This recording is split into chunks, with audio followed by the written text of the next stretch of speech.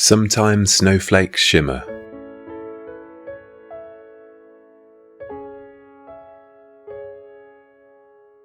The concept of attraction is embedded in the human condition. The word conjures thoughts of magnetism and allurement and is ascribed to many things.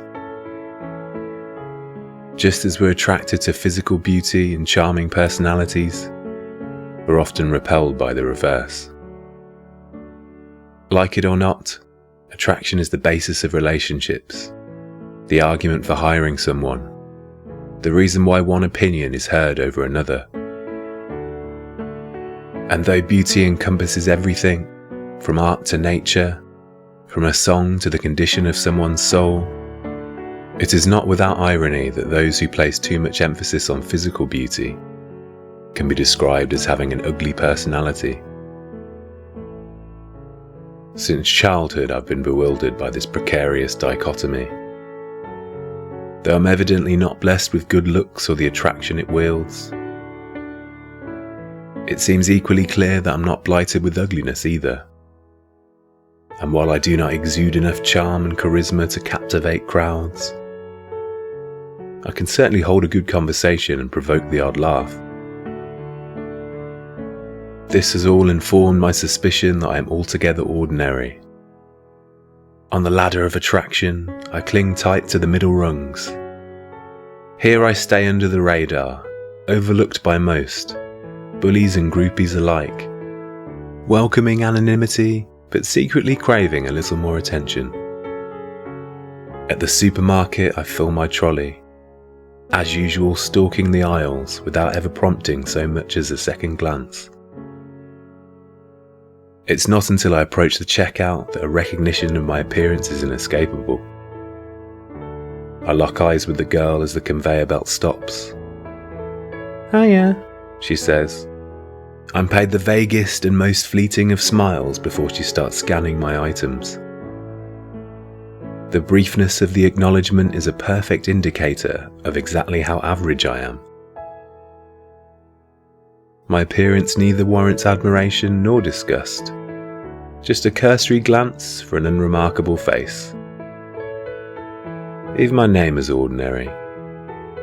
David Smith. I used to curse my parents for it. Granted, Smith couldn't be helped, but there's a world of options beyond dull old Dave.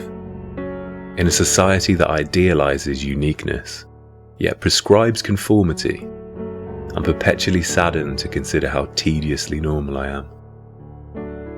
Like many people, I work a forgettable 9-to-5 job for a faceless company. My haircut, short back and sides, is a commonplace affliction.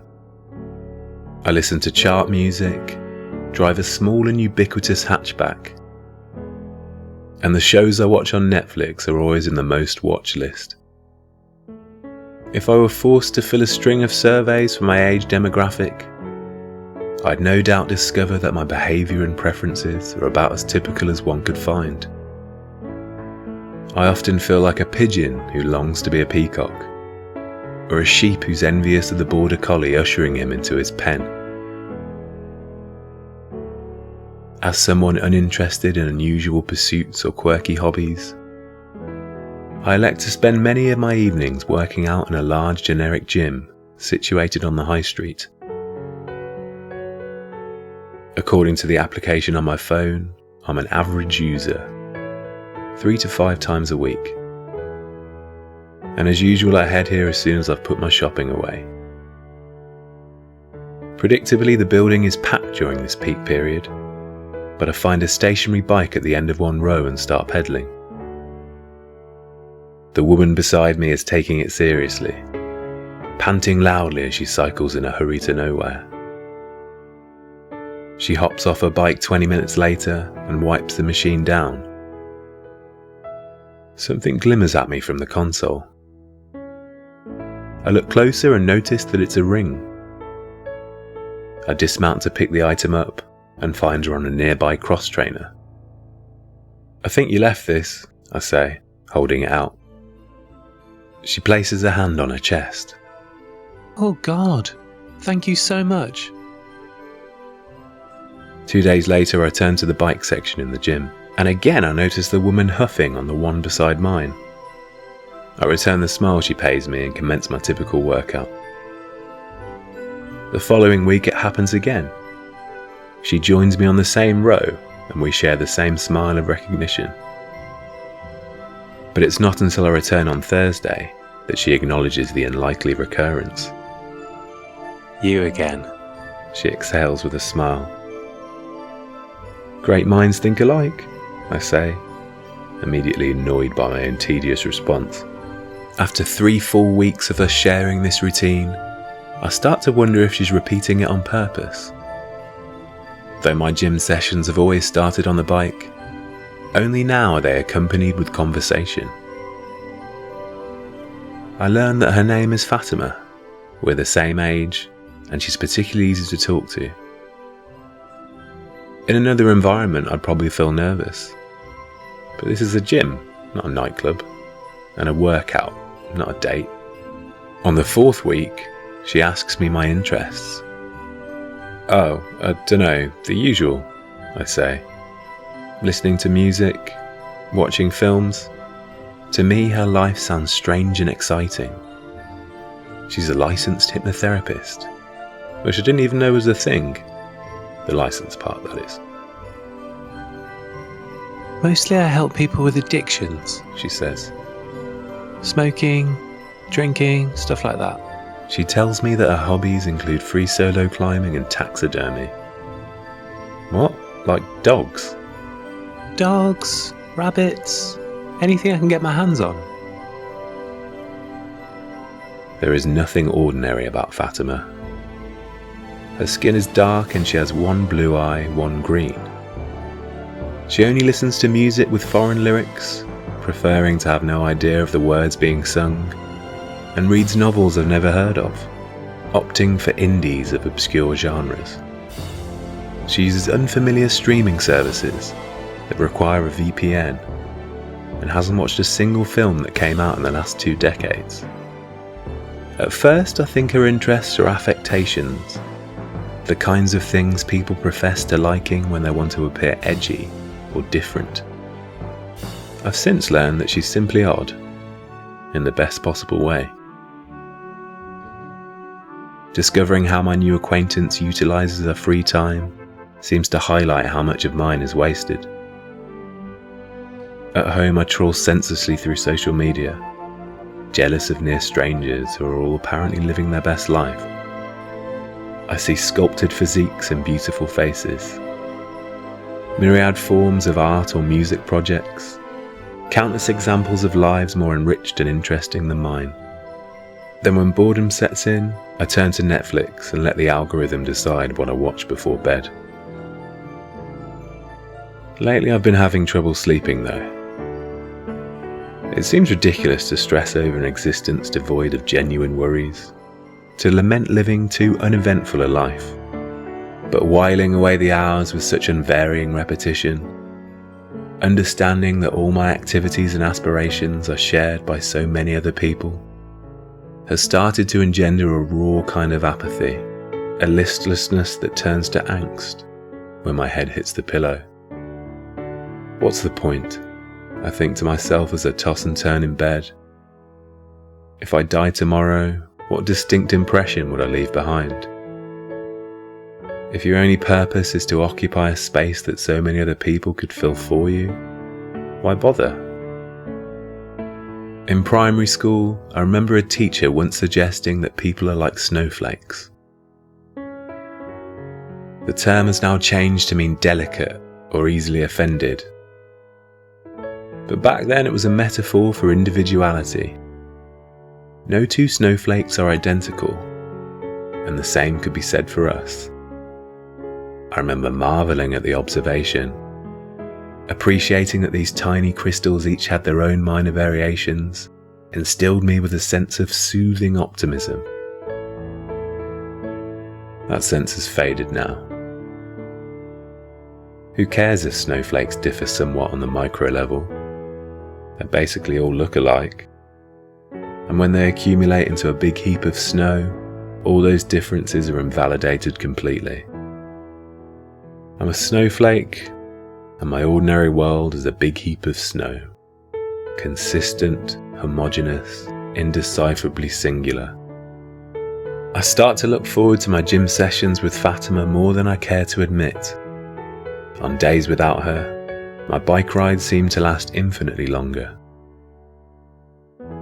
But today I spot her in the usual place when I emerge from the changing rooms, and can't help but notice the little twinge of excitement this gives me. As we gradually grow more comfortable with each other, or at least as I do with her, our chats become deeper and more personal, and I start to fixate on how different we are. My resounding conclusion is that she is a delightful anomaly. I bet you look at me sometimes and think, wow, what a boring sod. Definitely not, she says without hesitation, to which I pay her an incredulous smile. No? She sighs. Have you heard of confirmation bias, David? I nod. Well, don't you think you're actively seeking out ways in which you're ordinary? No, just acknowledging them. I frown, simply wanting her to admit that I'm right so we can move on. Look, there are people like you who live rich, exciting lives. And then there are normies like me who merely watch on in jealous admiration. She shrugs. I don't believe there's such a thing as normal. Nonsense, I say. I'm living proof. She slows her pedalling and turns to lock eyes with me. Have you heard the story about cockpit design in the US Air Force post-World War II? No, but I think I'm about to. I've recently learned that Fatima adores telling historical stories. She grins. Well, in the 40s, the American Air Force had a serious problem. Their pilots kept crashing, and they couldn't understand why. Eventually they realised the issue was the unsuitability of the cockpit. So in 1950, they measured thousands of pilots on well over 100 dimensions of size, from thumb length to crotch height. I raise an eyebrow. Is this your idea of flirting? She giggles. They then calculated the average of all these measurements. Surely from this they'd be able to design a better fitting cockpit for everyone, right? I want to say yes, but I'm certain you're going somewhere with this. You know what they figured out? Enlighten me. There's no such thing as one size fits all. From the thousands of people they measured, no one was average. Some had longer arms than the norm, but shorter legs, or a larger chest but smaller hips. They realised that if you try to make something fit the average person, funnily enough, you've made sure it fits nobody.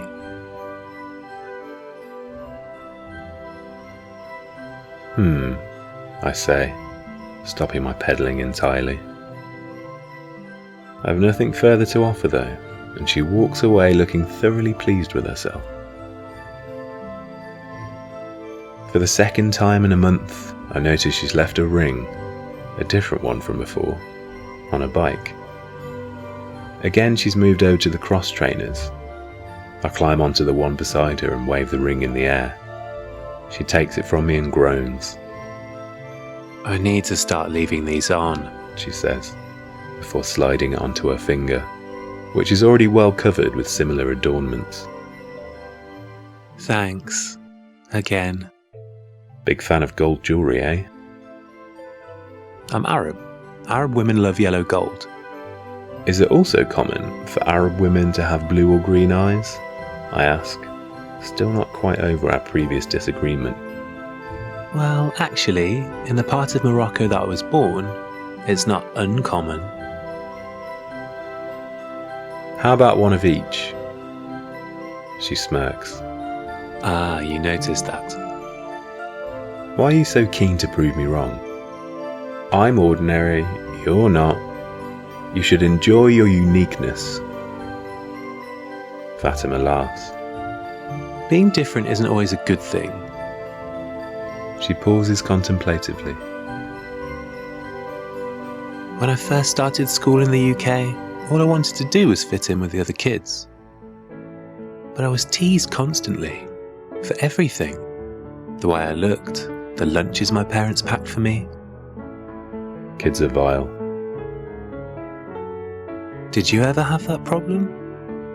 The complete opposite, I say with mild vindication. I faded into the background. Sometimes I used to wonder if anyone even knew I was there. Revisiting this memory feels slightly painful, I suddenly realise. And when I reflect on it later at home, I'm annoyed at myself for admitting something so uncool. Although I scarcely know what I could do to achieve this, I have a bizarre urge to impress Fatima, to show her that I can be a fun person to be around. The next day my cycling friend dispenses with any pretense of small talk when I join her on the bike. I say hello and await what interesting comment she's about to hit me with. She's yet to disappoint. This time she turns to stare at me for a moment. You have a very symmetrical face, David. Do I? Yes. I've noticed that whichever side I look at you from, your profiles are identical. Your eyes, your ears, your mouth, they're all uniform and perfectly level. Sounds like another way to say that my face is boring, I say. Why does your mind instantly go there? I think it's a rather attractive quality. Attractive? I feel myself blushing. Yes, compare it to mine. Fatima turns side on and touches her brow. Even forgetting the difference in colour, do you see how this eye is slightly higher than the other one? She points to her nose and faces the other way. This nostril is more rounded, and this cheekbone is more pronounced. I shake my head. I don't see it. Come on, I'm so uneven. Depending on which side you approach me from, it's like looking at two different people. You're just fishing for compliments. The complete opposite, she says. I'm acknowledging my flaws. I think it sounds like you're forcing me to point out how strikingly attractive you are. Not that you don't know it already. I feel my heart rate increase as I say this. Am I flirty? It's too embarrassing to contemplate. She's out of my league. Fatima, my eyes are a mundane brown, while yours practically leap out from your face. There's much beauty in symmetry, David. Now I know I'm blushing. Well, I'm glad you think so. When I return home that night, I'm met with friend requests from her on Instagram and Facebook. I immediately compare our pages. She has considerably more friends and followers. Her photographs show her in a range of interesting settings. My most impressive pictures are from humdrum lads' holidays. Zante, Marbella, Ibiza. But Fatima is tagged in weird and unfamiliar festivals, snapped snowboarding and climbing mountains in God knows where. Once again, I'm forced to reflect on my relative banality. Fatima has commented on your photo. I'm notified an hour after accepting her request.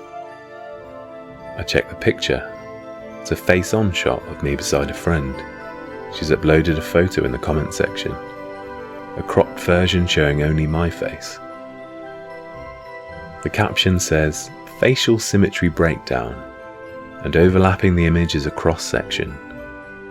It intersects my face, apparently to express the balance. I chuckle to myself. I don't know who else would have left such a comment. It's unashamedly Fatima. While anyone else might have been self-conscious, I realise she probably couldn't care less about how it might be perceived. A few minutes later, I receive a text from the friend in the photo. "Who's that Fatima babe?" it says. "Sounds like she's well into you." I ignore the message, certain he's mistaken. I'm imbued with confidence though when I find her on the bikes 2 days later.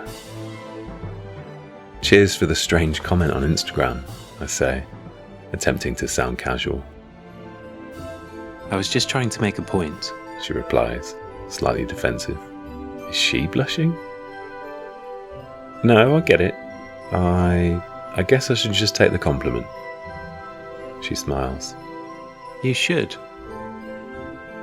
I'm emboldened now. Perhaps my friend wasn't totally misguided. Hey, are you doing anything tomorrow night? I don't suppose you'd fancy going for a drink. Sorry, I'm busy tomorrow, she says abruptly, and my heart lurches, feeling horribly weightless for a moment. Oh, that's okay. Sorry, I mean, you could join me at the thing I'm doing. I smile, trying to suppress my intense relief. Yeah? What's that then? Have you ever given blood? I have actually. Last year a van came to our offices. Oh, good. She nods at the window. The centre I use is at the library at the end of the street. Right. Are you in then? I laugh. Are you asking me out? Why, yes, David. I do believe I am. I try not to grin as she opens her phone. They still have appointments available. Mine's at 7. You could do 7:10?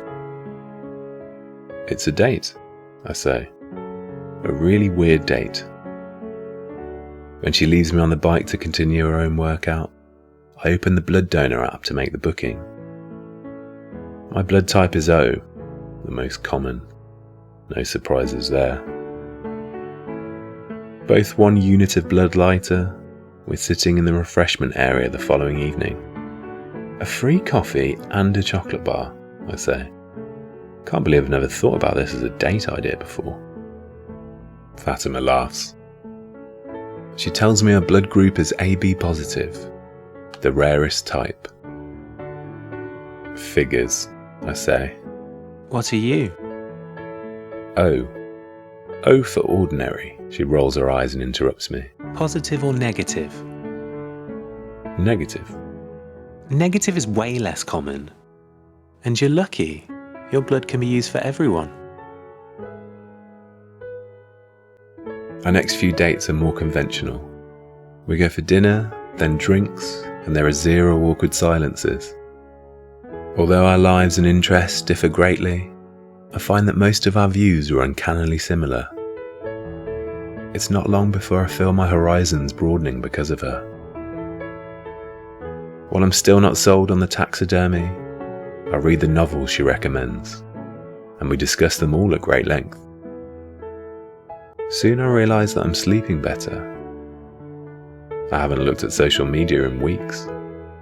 I find that I make her laugh, often, and she frequently offers insight on strange and exciting subjects. Sometimes I even surprise her with a weird fact of my own. Most of all though, she makes me feel far from ordinary. Perhaps I am still just one snowflake in a big heap of snow. But now and then, if you pay close enough attention, and the light reflects it in just the right way, you'll notice a sparkle. Sometimes snowflakes shimmer. In a world that often seems so samey and boring, one person can open your eyes to all the beauty you've been missing.